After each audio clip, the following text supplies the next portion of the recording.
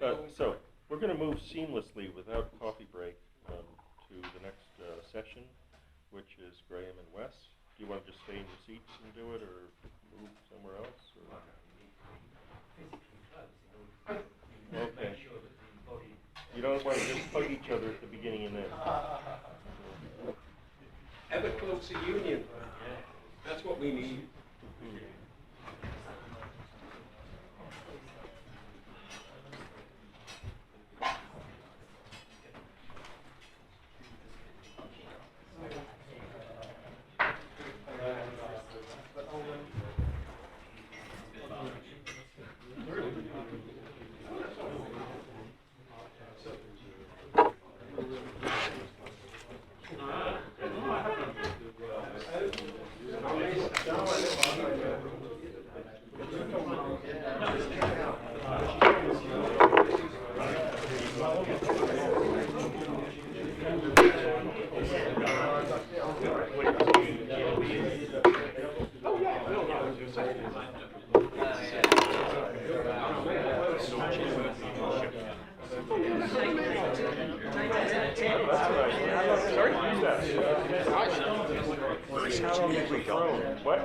I think we should probably go for about an hour. Yeah, but you don't have much. I mean, we're not discussing. Oh yeah, no, we've just got a few. Yeah, like the one thing. Let's get some discussion. We're still a little over now, but I'd like to finish about 6:30. Yeah, it's time to have a drink or two. Well, a drink in my case. Yeah. Half a drink. Yeah, well, I'll have a drink in 2 parts. Okay, we've got an hour. She wants to come over tonight. Oh. Yeah, exactly. So she said she can't. We've got an hour. Because you're not No, I've got a available. problem tomorrow. If you keep talking, we won't get to the part, so, okay? It's all right, my standing. Right, so we've got 1 hour. It's 10 to 5 by my watch. What is it? No, it's 5 past 5 by Wes's watch, so we're going to finish at 5 past 6. We are not giving a paper here. We're not going to even gesture towards the paper we're giving tomorrow. But the topic is the same sort of thing. So what's new, and I've already accused Mike of not doing anything that's new, given that he did it 26 years ago or whatever it was. But anyway. What did I do 26 years ago? I thought that pendulum thing Oh. around for years. So what we want to do is kind of like reflect on what we've been talking about and put onto the table 5 discussion points. They're not questions, they're things for us to discuss and tease out, not necessarily answers to, but at least put things on the table. I'll read those out and then we're going to go through them one by one. And if we're having a good discussion about one of them, then we might kind of like pull out the others. So, first one, what is the relationship between what we're calling radical ethnomethodology of Garfinkel and Sachs to what the good and righteous, which is us, here today are doing? Have we moved on, or are we merely recycling? Secondly, what are those working in other disciplines doing? Is it just ethno in and for those disciplines, or are we demonstrably changing them? And importantly, what's coming back to ethnomethodology? I think Jeff actually touched on that in one of his questions. What is coming back to ethnomethodology? What's new for ethnomethodology by working in these disciplines? Thirdly, are we as individuals satisfied with what we're doing? Do we think a shift in our direction as individuals is needed? Fourth, can we live without foils? Do we not need the foils of other disciplines in order to be able to live as ethnomethodologists? Or can we survive without those? And then fifthly, how would you compare the discussion that we've been having today with the discussion that was recorded in the Purdue Symposium?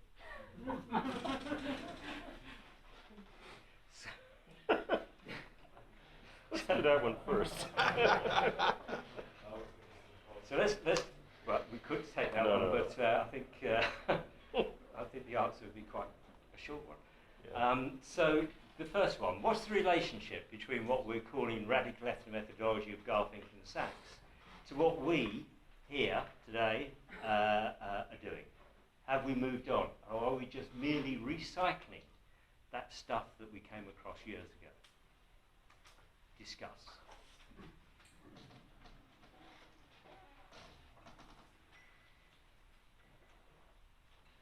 Maybe I'll stomach turn a little bit when I read radical methodology, because like I had to give a talk I was invited to give a talk earlier in the month about radical reflexivity and Pullman in particular, so I'll just listen to the talk, but also Pullman, McHugh, and Raffel and all these other characters, as well as Bourdieu, and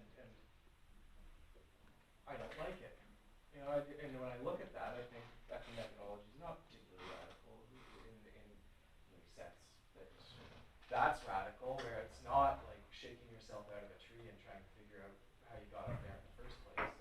It's you're looking at what folks do for a living, and I think it was Wes and I don't know why you would have been interviewed. I'm sure it was an interview, and I remember reading it. And he said, "Well, there's two options. Right? There's on your webpage. There's the line now about you don't do ethnomethodology by choice. You do it because you're compelled to do it. That's sort of half of it. The other half is something that's paraphrasing.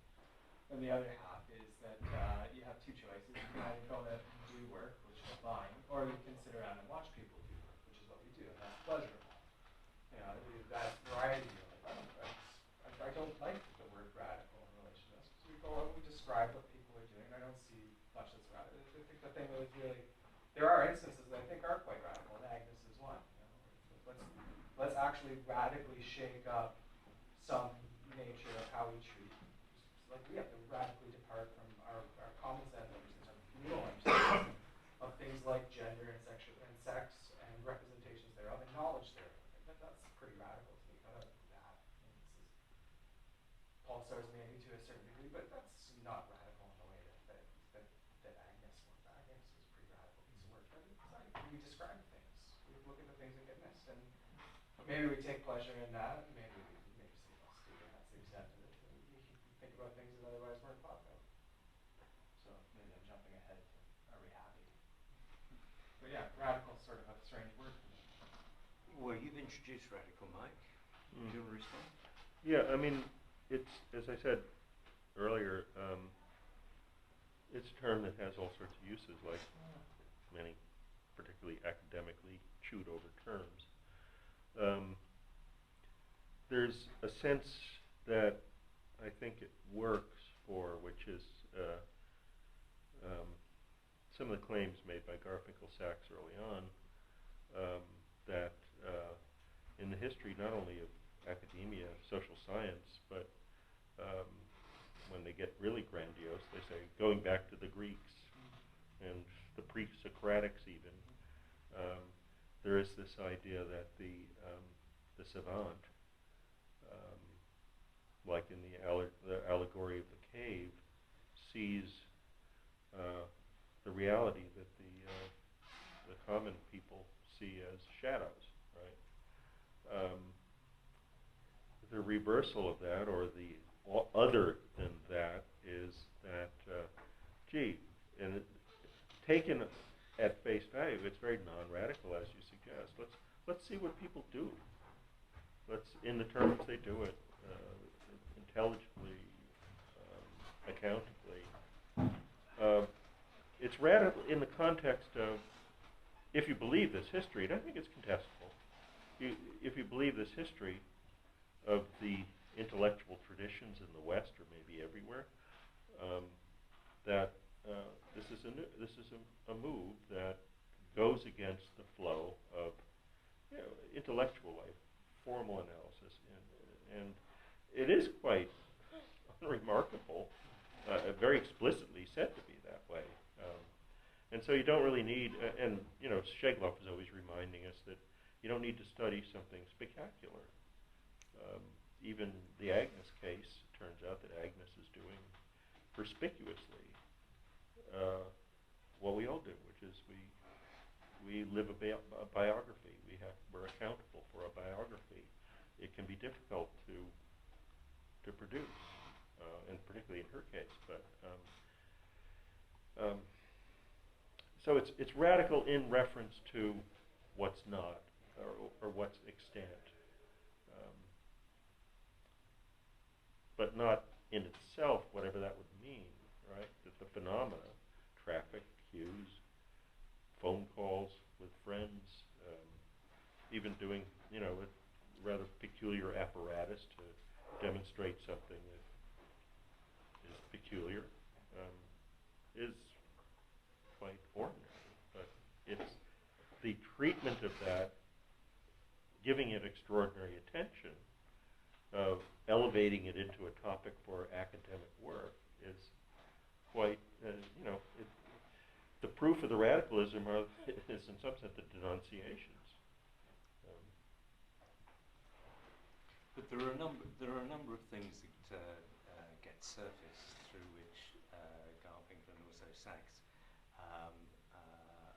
make their break and showed us and made visible to us different ways in which we could proceed. But I think the question there is, are we just recycling the things that they made visible and the things that they talked about in terms of the ways in which order might get done? Are we just recycling those things? We find again and again that things are improvised. Are we moving on by finding, for example, different how it's improvised here as opposed to how it was improvised there, where the kind of like the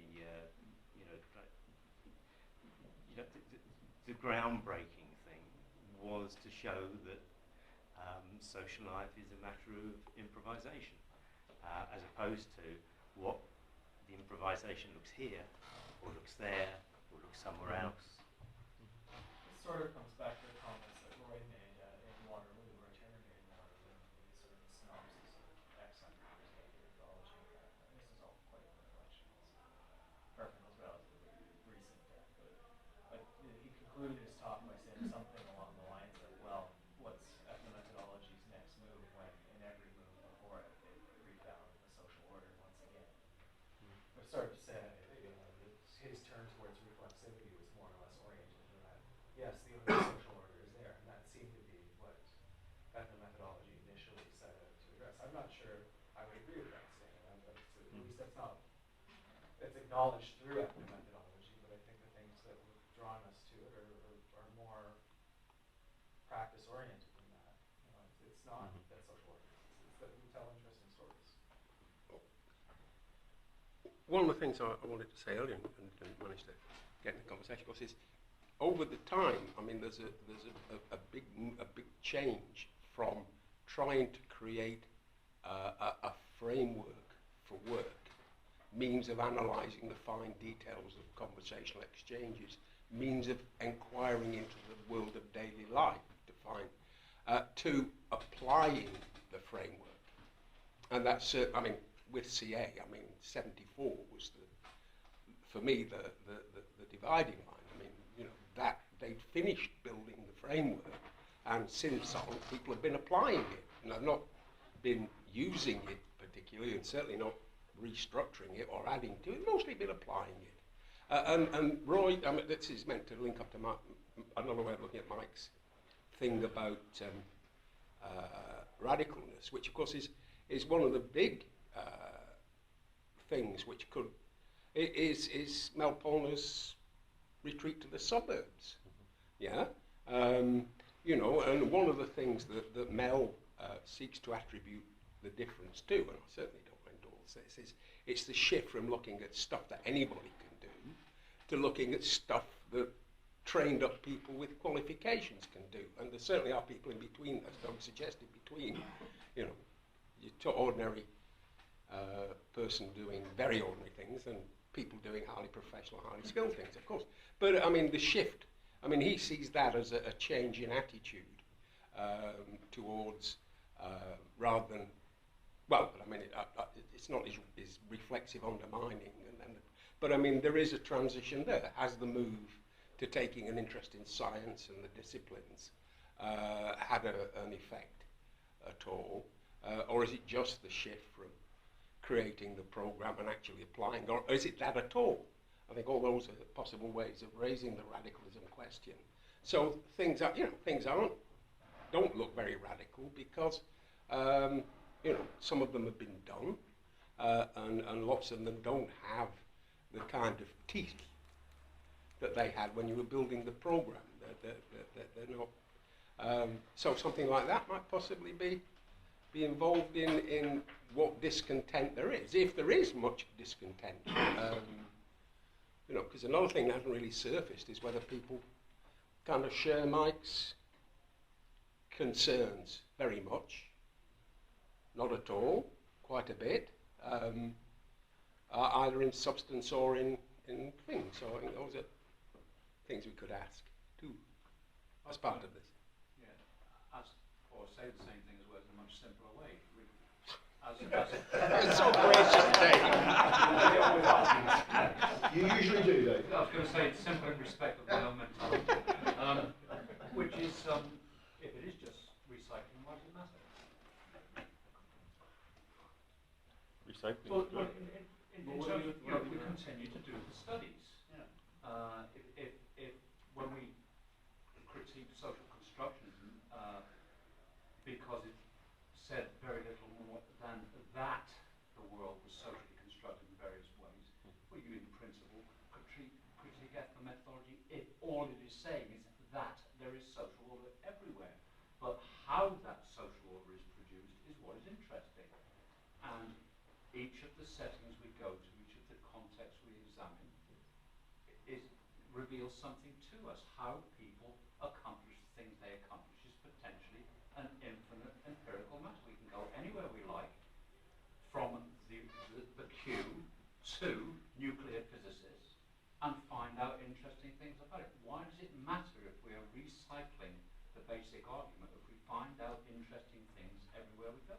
Well, you're not recycling the basic argument, because the point about notions like improvisation, like that persons are oriented to the here and now primordially, those kinds of observations are not, there's two sorts of observations, aren't there? There's observations about how a particular practice is getting done, and that's Philippe stuff shows how physicists do it, and so on.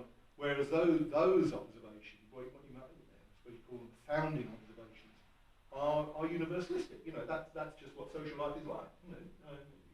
Because social life cannot be adequately described the way that sociology previously wanted to describe it. That's all that's saying, isn't it? If you say, well, social life is improvised, what you're actually saying is it's not done the way that people used to think it was done, i.e. the Parsonian notion that people are in some sense mechanically following normative orders. No, that's all that is saying. Everything after that is, well, what are these people doing here? And what can we say about that? Right. No, sorry. Oh, yeah. Let me make a proposal, and it's a challenge to us all. And it's this, that what's radical about Harold is that he takes philosophical positions and turns them into investigative postulates, and then goes from there.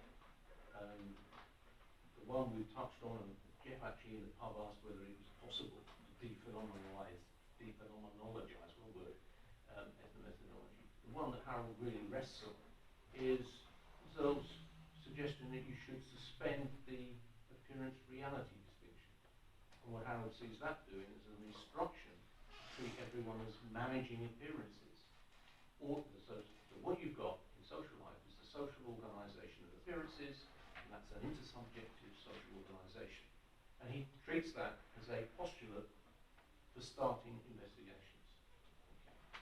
A radical methodology that will be different will be to take a different departure point and to see where that led, but to respect it in terms of the details. Because what's over the top of all this, and we've all come back to it time and time again, is not to find it as a way of not talking about the material, but to find it as a way of talking about the materials.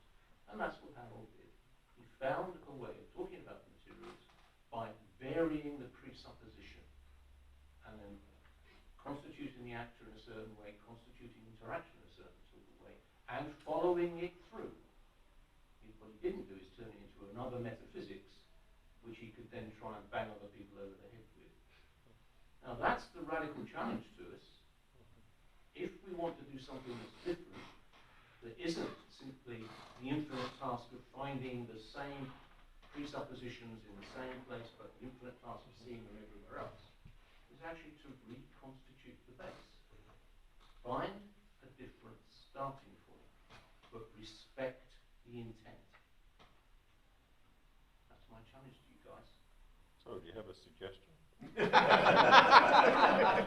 I think some of us have thought that you could find that in Wittgenstein. Uh-huh. Right? You could find it. We didn't do it, but you could find it. Okay. Yeah. You could certainly ask questions about other kinds of broad-based philosophical positions. The point that Harold started with, and we all know this, is that there's no sociological resolution of philosophical discussions. So what are you going to do with it? And that's what he chose to do with it. So, can we think of a different way? Well, that might be the interesting and different thing to do. It's not to say you shouldn't carry on doing the others, but if Graham's going to get bored by yet more studies that do the same sort of thing, then the challenge to Graham is find a different starting point, and then we'll see different studies. But until we do, we won't. Maybe we can't. Oh no, because I mean that means that there's no that we have too tired minds for that. And I'm sure that's not true. I'm sure that in the room here there's enough fertile brain to find different ways of starting if we set ourselves that challenge. But it's gonna take some tearing. There's gonna be a lot of people that are gonna be unhappy. And it might look like using stuff, it might not. I have no idea, but it would be a place to start again. But on that point, other places to start, again, are available in alternative programs. The new ontology, empirical philosophy, radical reflexivity, of all, I'm not sure they're changing the same starting point, but they're offering different ways to embed philosophical and even explicitly metaphysical positions in so-called empirical work. And I think that we're, aside from following through on what Garfinkel has done, which is hard to do, and he didn't follow through all those multiple volume sets that he planned. Maybe they're in the boxes someplace, but I think you'd have to dig really deep to find them below the boxes.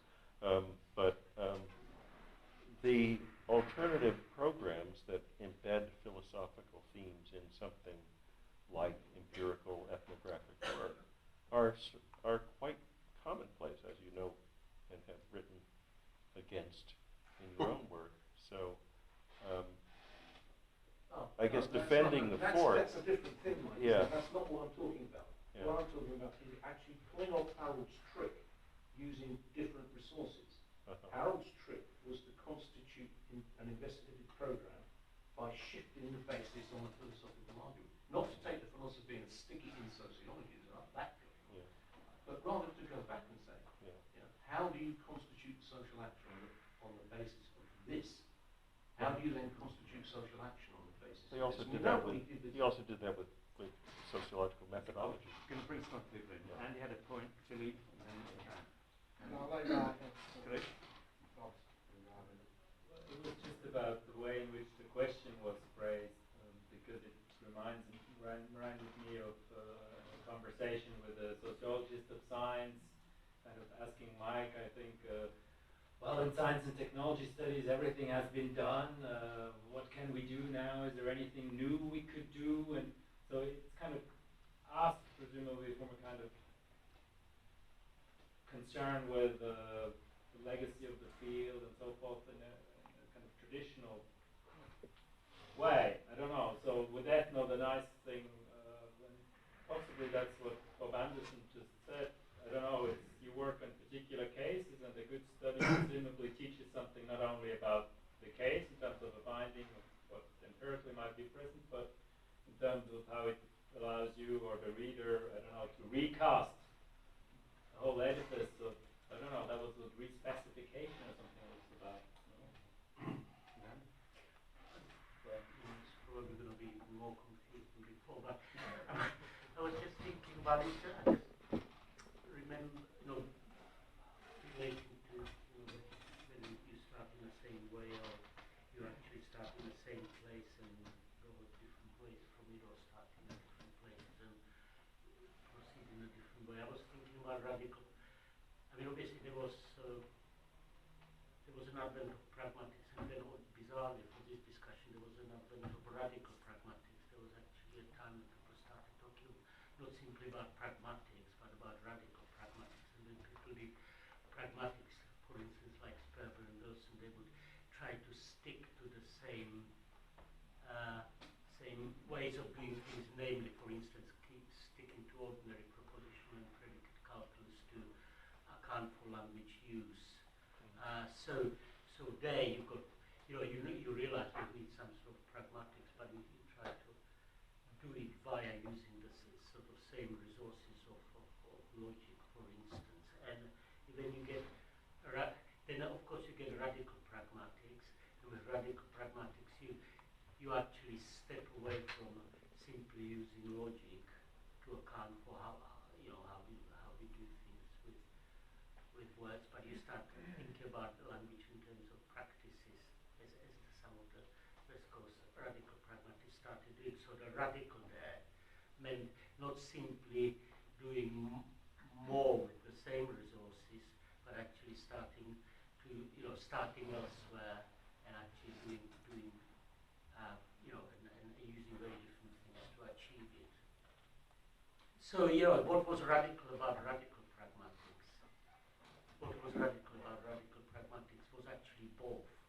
Not simply that you started in different places, but you also started doing different things. And main thing about which was radical about radical pragmatics was to stop assuming that everything can be done in terms of whether something is true or not. Looking for the conditions under which it could be true or not. But it was that actually you had certain productivity. So when you did something, it changed things. And it wasn't simply matter of it being true or not. It was actually suddenly aesthetics comes into it, lots of other things. Jeff, remember. Yeah, one of the things that I found as a student about ethnomethodology was the notion of there's order at all points. And that was a very perplexing idea for a while, There's order at all points, it's ubiquitous. Right? And of course that basically sets you up on the track of, so anything can be discovered to exhibit its orderliness. Right? It gives you that. So that's the radical starting point. Ordered at all points. So it's not that you're going to find something that could be exempt from your scrutiny using ethnomethodological insights, but rather, if there's order at all points, then anything can be shown to exhibit an orderliness. That, to my mind, is the most radical aspect of what ethnomethodology is founded on, and I think it's quite the original core of it. Yeah, can pick up on that.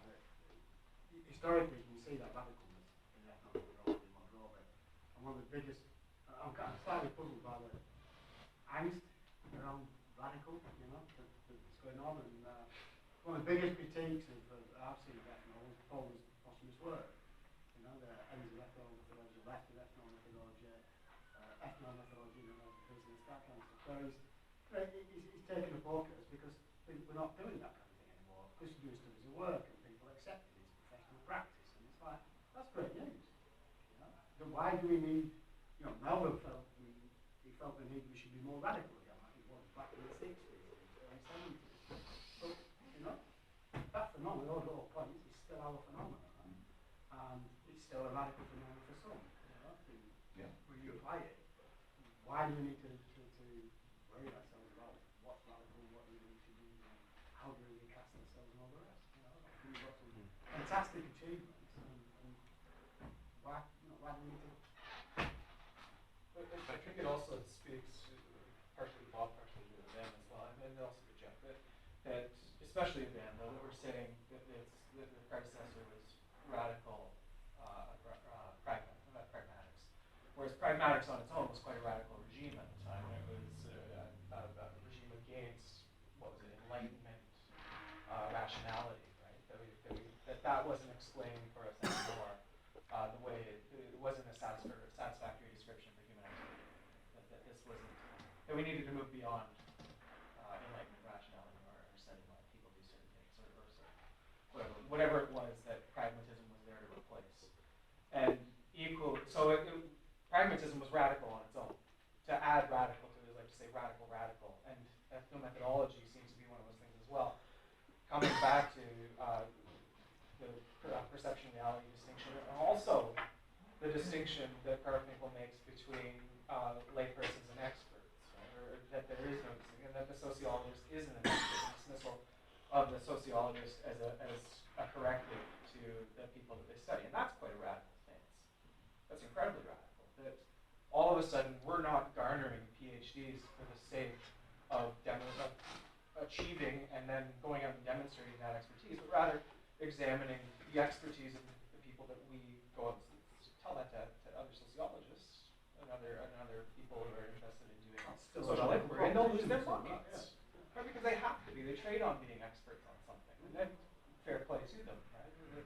That there is need to go out and do intense studies of these things, but that's incredible. So again, it's like saying the same thing twice. Ethnomethodology always was radical because we don't treat ourselves as being the be-all and end-all authority over the things that we're studying. Again, it's a rather modest, sophisticated nonetheless, and I think revelatory or discoverable or whatever thing you want to say to it, but nonetheless, not egotistical in the way that other inquiry endeavors might be. So, prefacing it with radical is, well, how would you do something that's radically radical? So it on skateboards, I guess. Let's move on to a part of the second question. For those people who are working with other disciplines other than sociology, what are we bringing back from working with those disciplines to ethnomethodology? And could that thing that we bring back, could that be the change that Bob's referring to? Could that give us a basis for thinking about ethnomethodology in a different way? Can I just try to respond to it? Respond to your question. Well, it's not a question; it's a discussion. Okay, discussion. So please add to the discussion. Okay. So here's my intervention. Well, I think that maybe it's a time to think about division of labor, and by that I mean that for me there were always that there was a holy trinity in what we call ethnomethodology as a whole. There was ethnomethodology as the one, there is the CEA, and there is the Manchester School. And the Manchester School always presented itself as if they are just articulating ethnomethodology and Garfinkel in terms of their own work, basically under evaluating their own contribution, which is very equal to and often more important than what CA and ethnomethodology of the Garfinkel and the crew was actually producing. So I think the first step is to see yourself as an autonomous entity, this holy trinity. Maybe it's a time for conceptual revolution rather than expecting somebody in ethnomethodology to do a Wittgensteinian work in a way in which you see ethnomethodology, which is totally unnecessary to do so. The other part of my intervention is that what ethnomethodologies, well, now I'm talking about Garfinkel's part of Holy Trinity, right, which is defined only by its radical definition of itself, which is a method that has only one rule, which is unique adequacy requirement, right? That going back to this requirement is a way in which we can sustain our orthodoxy in terms of methodology, and that's all that we can do at this point. Leading to Manchester School, and forget CA because they look like they're lost cause at this point, to give us a conceptual revolution that can be, as a pairing, be done together, not as a one thing. I was about to say I wanted it on the record that I'm come from out of Manchester, but after you put that burden on the Manchester school, I'm not quite sure I want that on the record now.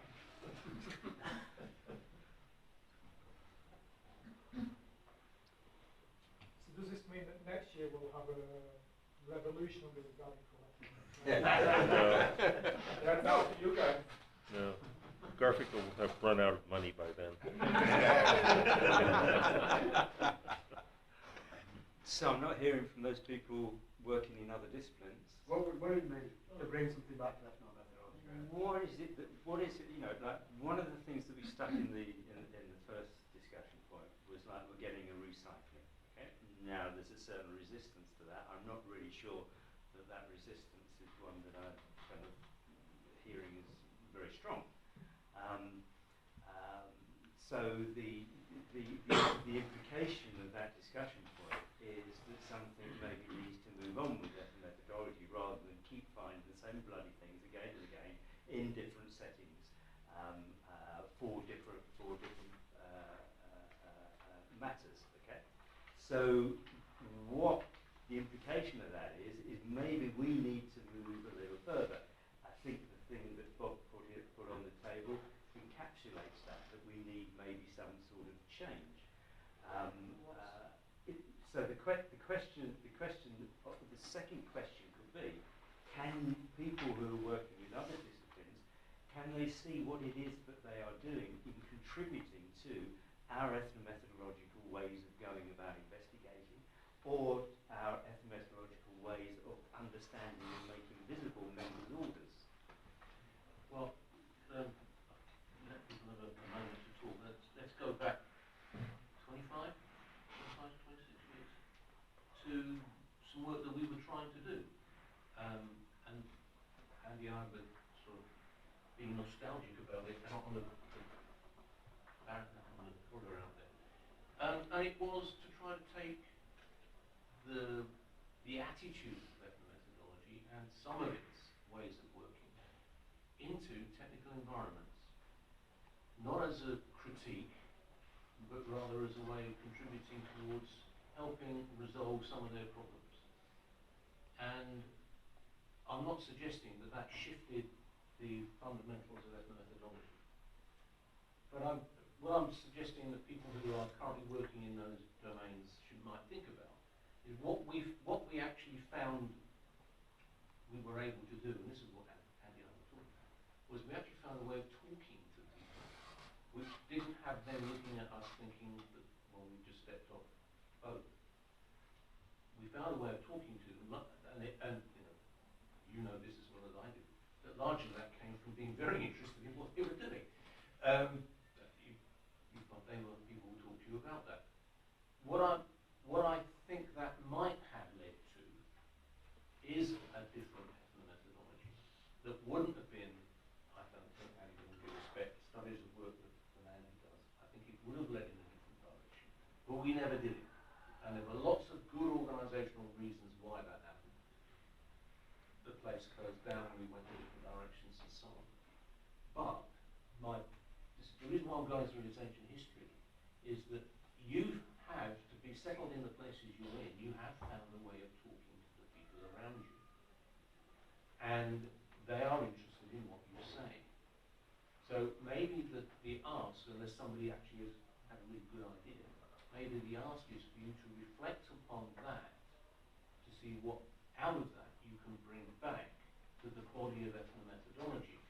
Because that's what we would have done had we made it work. We weren't going to decamp out of ethnomethodology or out of sociology. We were trying to find a way of doing the kind of work that might actually be a spanning discipline. We didn't find a way of doing it. We found lots of ways of starting it, but we didn't complete it. And I'm just giving you kind of thought experiments what we did in the late 80s and into the 90s, you can see that that was a starter, but it didn't deliver.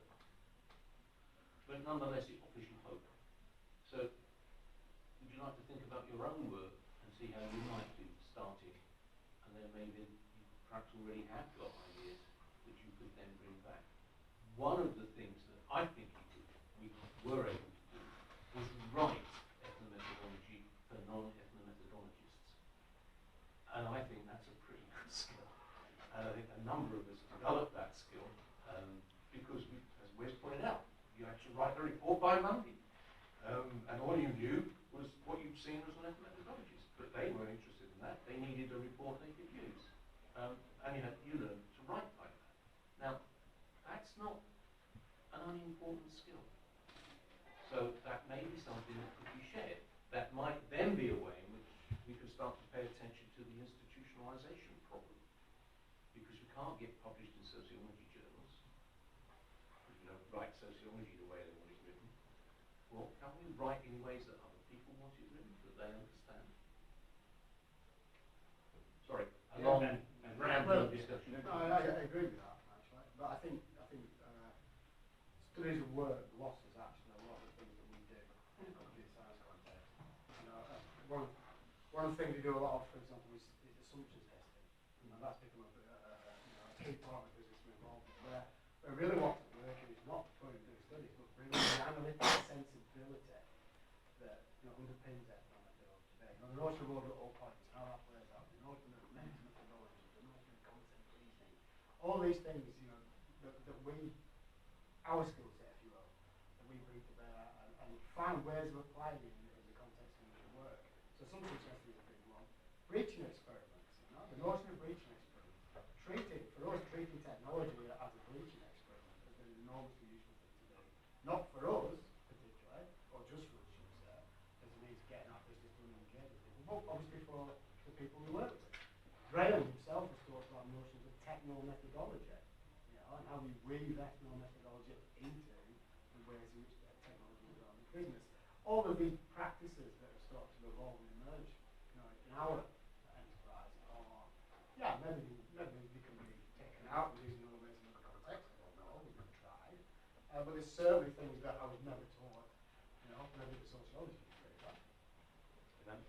Well, all right. I mean, I guess I'm not the only psychologist, even though retired one day. So, you can try your question. Retired or tired? Retired psychologist. Bit of both. I thought he said retarded.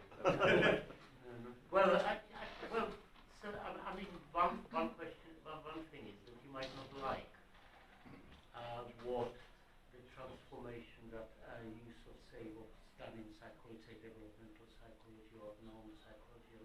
If you actually try to marry with ethnomethodology, you might not like it.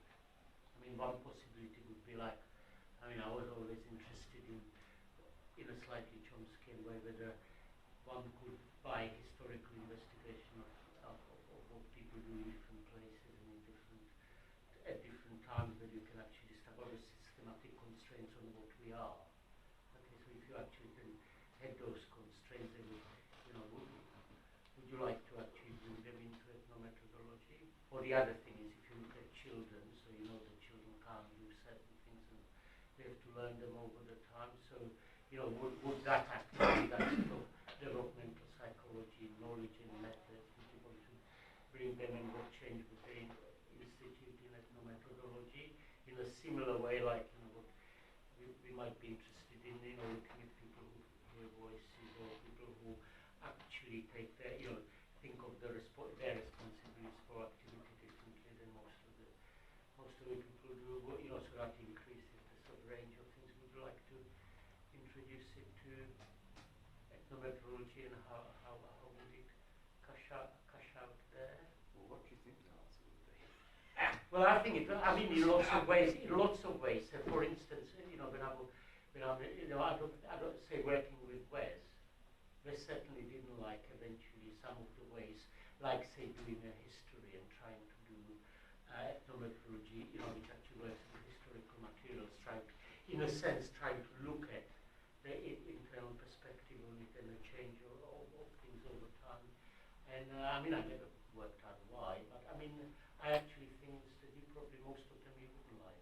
Well, I think it's a matter of sitting down and working through what that might mean for the program of methodology. It doesn't necessarily mean And the question would be why. I mean, in a sense, there's a certain, I mean, I got into ethnography because I thought it would draw my attention towards a variety of phenomena which psychologists deliberately ignore, and, but presuppose it to be somehow universal. So, there would be people in experimental presuppose what students do in a laboratory in Manchester is somehow representative of everything everywhere, and you can actually get some sort of universal knowledge on that basis, and that's obviously crazy, and not necessary. Oh, if it's true, then that's a very bizarre sort of state of matter. So, but I mean, then, I would have, but then ethnography does something somewhat similar. I'm not necessarily going to answer any of that. So, let's ask ourselves. And you wouldn't like that? I mean, if I probably not. I probably need to have a shower. Are we happy with what we're doing? Are we satisfied with our work? Are we not going to be self-critical?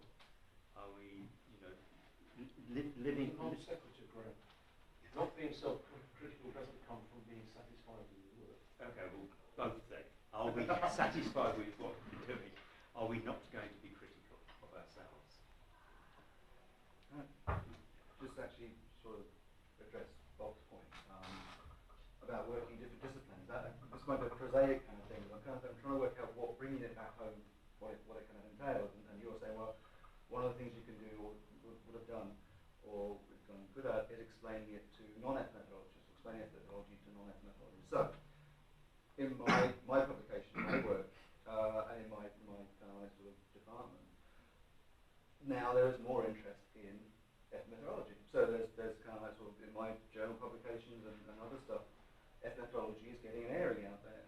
So more and more people then, it's taking it out there and becoming more known, and I think we see that in the conferences, the IMCA conferences over the last few years have kind of like become more vibrant, and they're becoming more vibrant as they go on. But I think in a prosaic way, bringing it back to what we do in the discipline or the field is putting it out there and making it kind of usable, understandable, kind of like sort of cozy. Even if it's kind of like it doesn't have to be hard-assed and nasty all the time. Some of it, that might come. So I've got colleagues now who are kind of like sort of reading stuff around ethnomethodology, who are in communication or journalism, and being open to the ideas of those things. So they're not coming with the baggage of we might find in some sociology departments. So I think that's kind of like sort of one thing. I think that's a very positive thing. I kind of enjoy it. What the outcome of that, or what it kind of like, in a sense, going beyond what the prosaic kind of contribution of what we're doing, and kind of like sort of interested in what that would actually entail, or what it looks like, or what would be examples of that beyond the prosaic, just kind of say.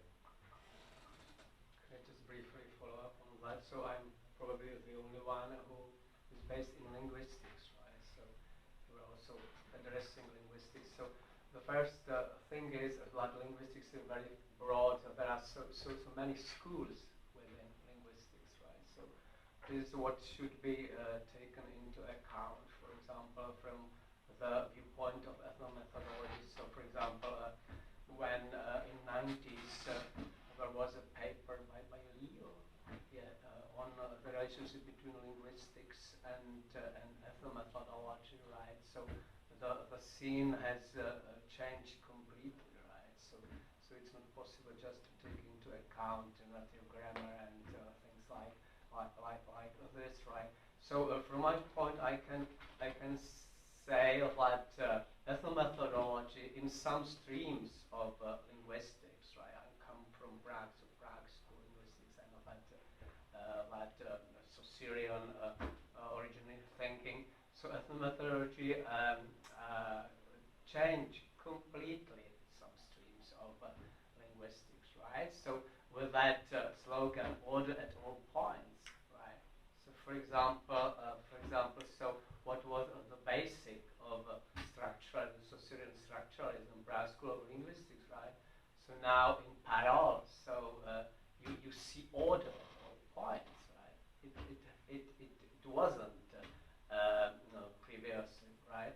So but the other thing is what can ethnomethodology take from that, right? So in some streams of linguistics, so it's more and more important, right? And for ethnomethodology, a lesson could be perhaps like to be sensitive to various streams within linguistics, right? So not only formal linguistics, but not only cognitive linguistics, but now we've got constructive linguistics and some other streams, right? So the field of linguistics is varied and is in some parts influenced by the methodology of CA.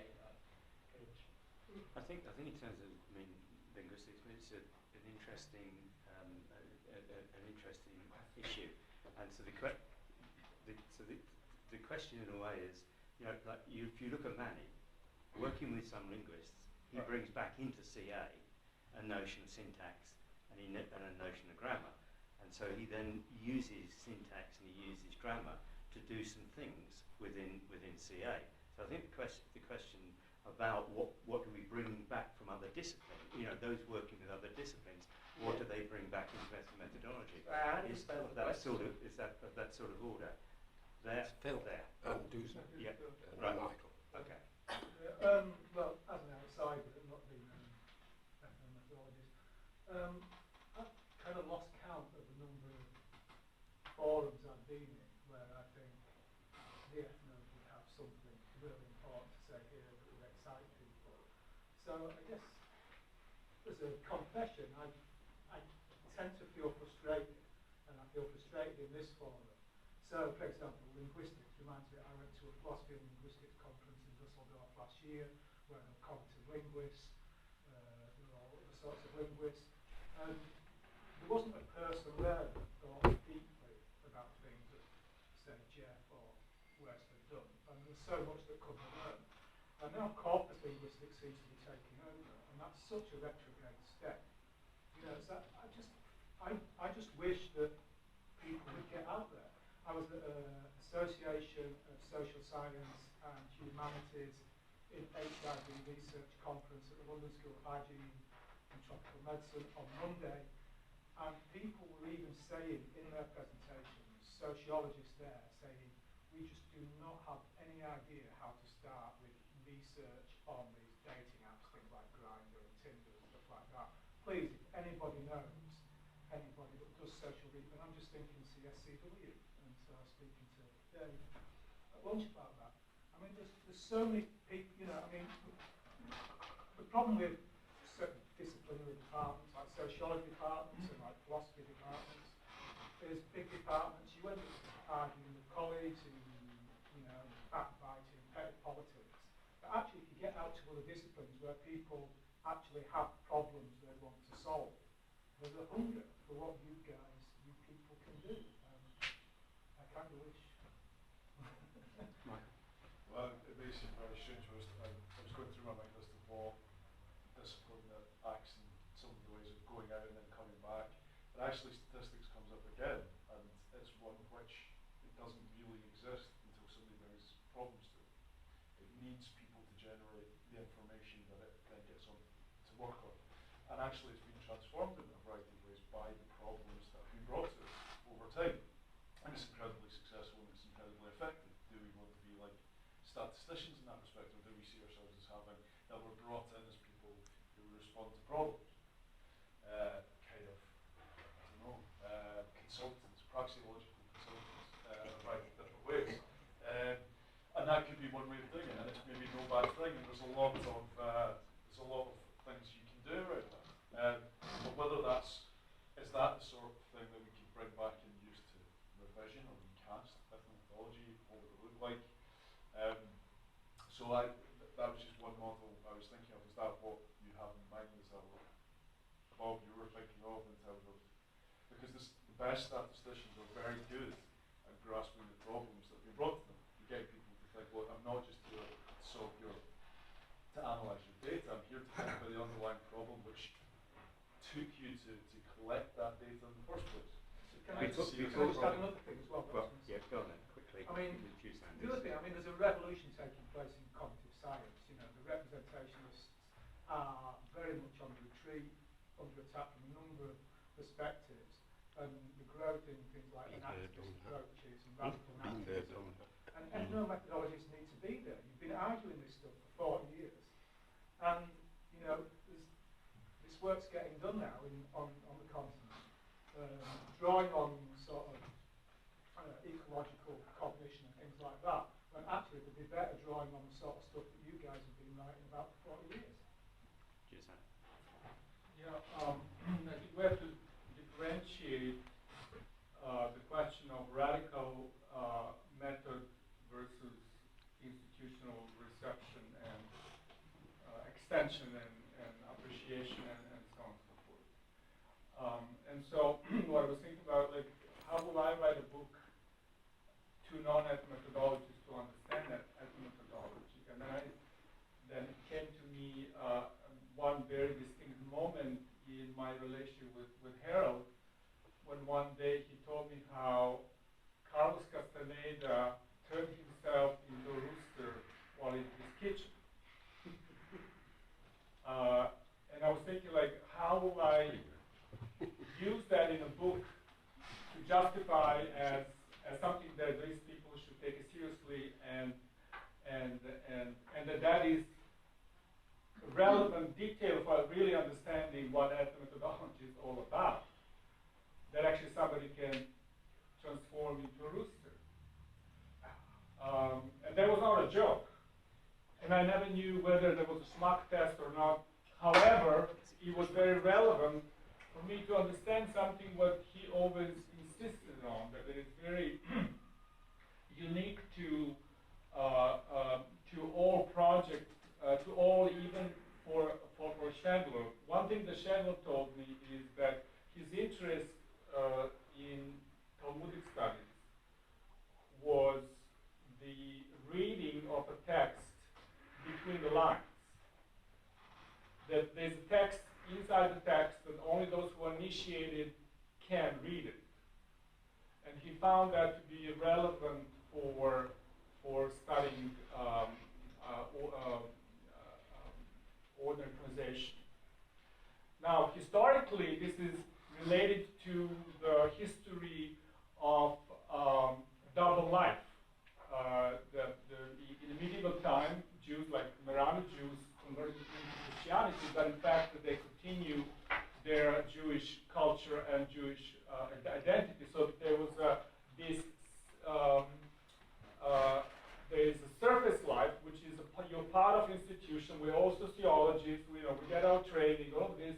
But underneath, there's another layer of life, right, in which text is produced only for those who are initiated to read it. So there was an element, and I'm saying this because this is not all ethnomethodology, but just to keep that in mind when we talk about what ethnomethodology is and what its roots are, how strange they are to begin with for those of us who are part of the institutional life in which everything has to be explicit. There was always an element of initiation in relation to government. There are people who are, in his view, initiated, but then you can also be de-initiated, right? Which was very relevant for him because there is explicit dimension and there is implicit dimension. That's what he liked about Trent Egan's paper, because there's this invisible chemistry inside the chemistry, and somehow that was the model for his studies of work. And so in that sense, there's always something that is never going to be applicable to public use, right? There's always this distinction that differentiates ethnomethodology as a radical method, a unique adequacy requirement that is always useless to the public. Now, public may find a use, but it's always external to the method. And those two things should not be confused. We've got 5 minutes left, and let's skip to the last question. And the last question, or not question, sorry, discussion point. How have we done? compared to the discussion at the Purdue Symposium. Well, we've not had enough people challenging us to go to that. Well, have we challenged ourselves enough? I just get this feeling we're complacent. Doug. Just to touch off on Phil's issues of work, I think in our own individual experience, we found the enterprise very disruptive. We found the enterprise baffling, but it was counterintuitive. The ways you had to discipline yourself to these new texts and what they were telling you. And it seems to me, whatever the path is, it's not going to eclipse that. I mean, those struggles are still going to be with whomever it is we wish to speak to. It's not going to go down to Aragon. It is a disruptive enterprise. And it takes a certain appetite to discipline yourself to it. So I don't see any relief from that. But it's lost its attack dog characteristic, right? I used to love the way in which you could use ethno lines to smack. Exactly, smacking again. Because, well, I'm an argumentative kind of character, so I like to have an argument. And ethno methodology gave me lots of weapons to attack, to smack down arguments I disagreed with. Well, I'm not sure it has lost that edge at all. But I don't see disruptive. It is disruptive. Yes. Fundamentally disruptive. Yes. I mean, the context in which way ethnography considered harmful was enormously disruptive. Many other things we've done that is disruptive. We're fighting against a lot of things against psychologists, right? Of course. Yeah, But I think that's the last foil, right, in my view of the thing. Because ethnomethodology has been, in various respects, assimilated, or at least portions of it, in postmodernism, in post-structuralism, neo-feminism, blah, blah, blah. Assimilated. I'm assuming it's deliberately. What I want to say is, I see grotesquely inflated claims in every discipline that I ever read. Yes. And one of ethnomethodology's tasks has got to be to continue to challenge those To claims. debunk, indeed. Debunk, yeah. Deflate. Well, that's a hard way to make friends. Anybody I need think most of my friends are academics. Most of your friends around this table. That's true. But the thing about the gross claims and the ludicrosities is they're the same ones. I mean, yes, we've been doing this for 40 bloody years. Yeah. You can do them again. There's no real new critique from ethno. There's no new take on these things, such that we can more effectively get the psychologists or the cognites out of the thing. It's not. These are things that can be done, but they're things that can be done with materials already provided. And again, we're back to applying the stuff rather than developing it. And it may be that there's no developing to be done. It may be that if you take this program in this direction, this is where you end up. You've got CA, I think, has done it. It finished it, completed its work basically in 1974. Hasn't done any. Doesn't need to do anything. I'm assuming you used a book by Lenin as the discussion topic deliberately. We were really. Which book was that? What is to be done? What is to be Oh, done? Oh, I put right. that in. We got really excited about taking up deviationists this morning, and the hundreds of boxes of text. These were things that we did were quite dingy. When it came to the stuff this afternoon about what is it we're doing, where is it going, and so on, these discussions have felt a bit more fragmentary and didn't seem to have gotten the same focus or the same bringing of it together quite that way.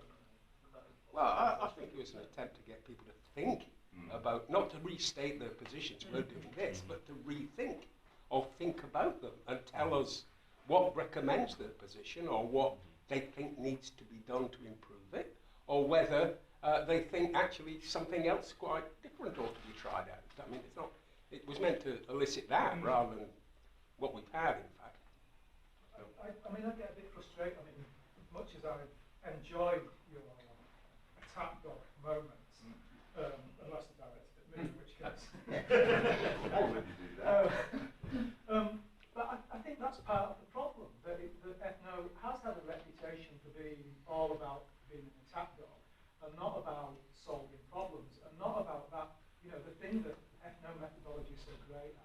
that forensic attention, hard working, you know, resolute attention to detail.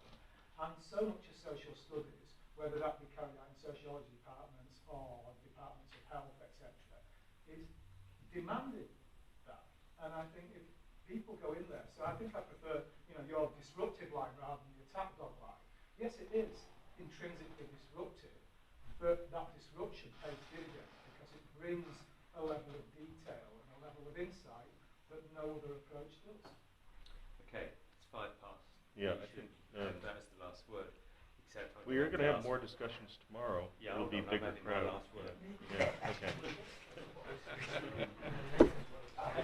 There was another question there that we didn't really address, which is, are we satisfied with the work that we are currently ourselves doing?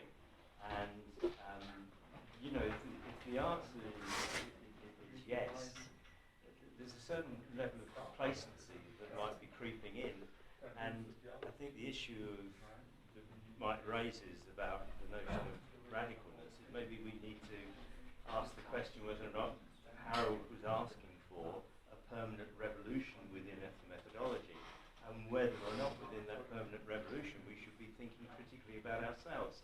I like that last word, but Bob, you always do. No, because I don't like your question. So I'm going to rephrase it. Because I think it's a prejudiced question. The question should be, do we like the topics we've got? Because we surely don't like the analyses we've got. The analyses we've got are never good enough. It is an infinite set of tasks. We know that. That's what makes it interesting. But do we like the topics we've got?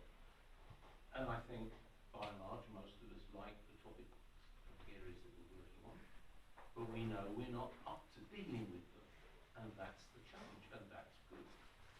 Last word, stuff. It just occurs to me, if you kind of look at Harold's writing in his career, it was the radical phenomenon that made the radical arguments accessible.